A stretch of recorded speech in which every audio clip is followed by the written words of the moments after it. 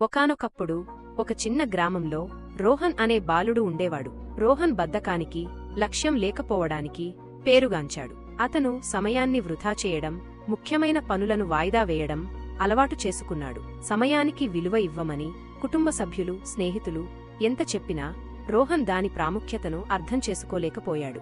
ఒక ఎండరోజున శ్రీగుప్తా అనే జ్ఞానివృద్ధుడు గ్రామానికి వచ్చాడు. ఆయన జ్ఞానానికి, ప్రజల సమస్యలను పరిష్కరించే సామర్థ్యానికి పేరుగాంచాడు. వార్త త్వరగా వ్యాపించింది. రోహన్ కూడా శ్రీగుప్తా రాక గురించి విన్నాడు. కుతూహలం పెరిగి ఆ వృద్ధుడి మార్గదర్శకత్వం పొందాలని నిర్ణయించుకున్నాడు. రోహన్ పెద్ద మర్రిచెట్టు కింద కూర్చున్న శ్రీగుప్తాను సమీపించాడు.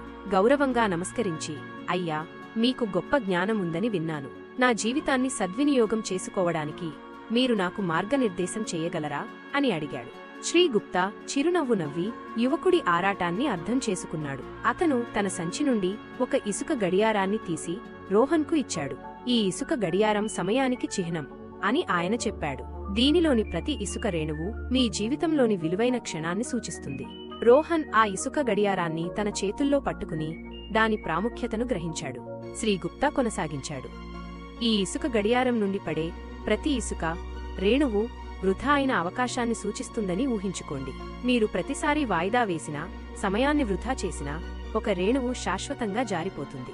రోహన్ తన చర్యల తీవ్రతను గ్రహించి శ్రీగుప్తా చెప్పేది శ్రద్ధగా విన్నాడు. సమయం ఒక విలువైన బహుమతి నాయనా. అది ఎవరికోసం వేచి ఉండదు. గడిచిన ప్రతి క్షణం మీరు తిరిగి పొందలేని క్షణం. మీరు దానిని వృథా చేస్తూ ఉంటే ఒకరోజు మీరు పశ్చాత్తాపంతో నిండి మేల్కొంటారు అని శ్రీగుప్తా కొనసాగించాడు. ఆందోళన చెందిన రోహన్, నేను ఎలా మారగలను? సమయానికి విలువనిచ్చి దానిని సద్వినియోగం చేసుకోవడం ఎలా అని అడిగాడు. శ్రీగుప్తా చిరునవ్వు నవ్వి, చిన్న చర్యలతో ప్రారంభించండి అని చెప్పాడు. లక్ష్యాలను నిర్దేశించుకోవడం ద్వారా, మీ పనులకు ప్రాధాన్యత ఇవ్వడం ద్వారా ప్రారంభించండి. వాటిని నిర్వహించగలిగే భాగాలుగా విభజించి ఒక్కొక్కటిగా పూర్తి చేయడంపై దృష్టి పెట్టండి. మీ సమయాన్ని సమర్థవంతంగా నిర్వహించడం నేర్చుకోండి. సమయ విలువను అర్థం చేసుకున్న వారికే విజయం వస్తుందని గుర్తుంచుకోండి. రోహన్ ఆ వృద్ధుడి సలహాను హృదయపూర్వకంగా స్వీకరించి తన మార్గాలను మార్చుకోవాలని నిర్ణయించుకున్నాడు. అతను తన రోజువారీ దినచర్యను క్రమబద్ధీకరించడం ద్వారా, వివిధ కార్యకలాపాలకు నిర్దిష్ట సమయ పరిమితులను ఏర్పాటు చేయడం ద్వారా ప్రారంభించాడు. అతను దృష్టి మరల్చే వాటిని తొలగించి పనిపై మాత్రమే దృష్టి పెట్టాడు. క్రమంగా రోహన్ తన జీవితంలో సానుకూల మార్పును గమనించాడు. రోజులు వారాలుగా, వారాలు నెలలుగా మారాయి. రోహన్ యొక్క కొత్త అంకితభావం, క్రమశిక్షణ ఫలితాలను ఇచ్చాయి. అతను సంవత్సరాలుగా వాయిదా వేసిన పనులను పూర్తి చేశాడు. అతను తన అభిరుచులను కొనసాగించి దాగియున్న ప్రతిభను కనుగొన్నాడు.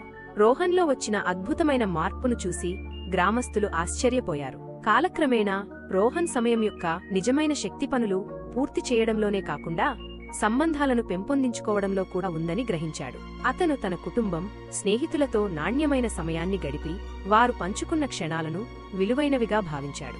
సమయం ఒక పరిమిత వనరు అని, ప్రియమైన వారి సహవాసంలో గడిపిన ప్రతి క్షణం ఒక నిధి అని అతను అర్థం చేసుకున్నాడు. సంవత్సరాలు గడిచాయి. రోహన్ వృద్ధుడయ్యాడు.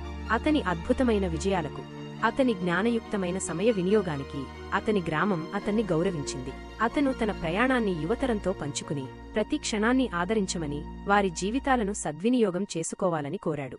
రోహన్ కథ దూరం దూరం వ్యాపించి లెక్కలేనన్ని వ్యక్తులు సమయంతో తమ సంబంధాన్ని పునఃపరిశీలించడానికి ప్రేరేపించింది. సమయం ఒక సాధారణ వస్తువు కాదని, ఆదరించాల్సిన విలువైన బహుమతి అని ప్రజలు అర్థం చేసుకోవడం ప్రారంభించారు.